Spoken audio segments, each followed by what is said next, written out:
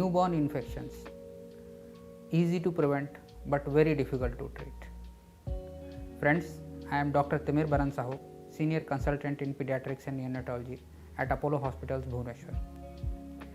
Today we are here to discuss neonatal infections or neonatal sepsis as it is otherwise called. Friends, newborn infection is one of the most important causes of mortality and morbidity in the newborn period. It is also one of the most important causes of prolonged ICU stay. Friends, now with the emergence of multi-drug resistant organisms, it has become all the more difficult to treat as well. So, first of all, how does it develop? Why does it develop? So, it can be because of multiple causes. It can be acquired either in utero, that is from the mother to the child at the time of birth, or it may also be acquired in the postnatal period, that is in the newborn ICU. It can develop at any point of time during this period. How do we identify it? It can present in multiple forms, like as in the form of breathing difficulty. It can be in the form of some circulatory collapse or shock. It can be something as simple as let's say a child not tolerating feed or refusing to take feeds, or it can be in the form of a color change, that the child does not look all right, the child looks slightly mottled, or the color is not that pink, the child looks pale or maybe slightly ashen gray in color.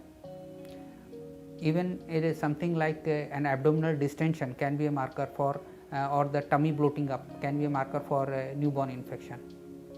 Some children also present with complaints like that the child is not behaving properly, excessively crying or excessively sleepy, or maybe child has presented with some fits.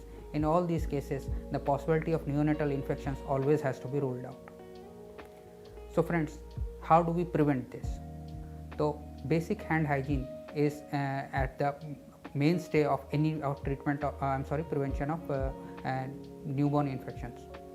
Other than that, a liberal use of disposable material and maintaining proper distance between the cots in the ICU, maintaining a proper nurse to patient ratio, and liberal use of antiseptic solutions to keep everything neat and clean.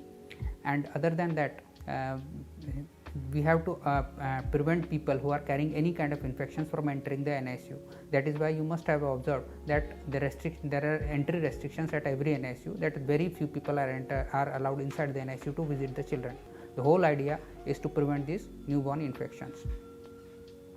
So how do we treat them? So antibiotics form the mainstay of treatment of newborn infections.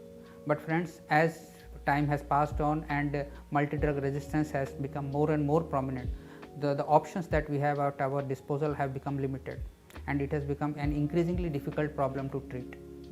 More increasingly, the baseline antibiotics are being upgraded because the reserve antibiotics are no longer very good in number, and we don't have many options left. So to conclude, we can say that neonatal infection is something that it is best to prevent it, because it is very difficult to treat. Thank you.